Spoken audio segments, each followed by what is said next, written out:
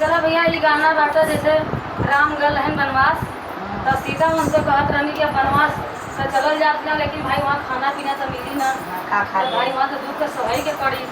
तो राम से सीता कहा कि कैसे बात आज गाना के माध्यम से सुनल जाई। सुना बतावा पिया बनवा में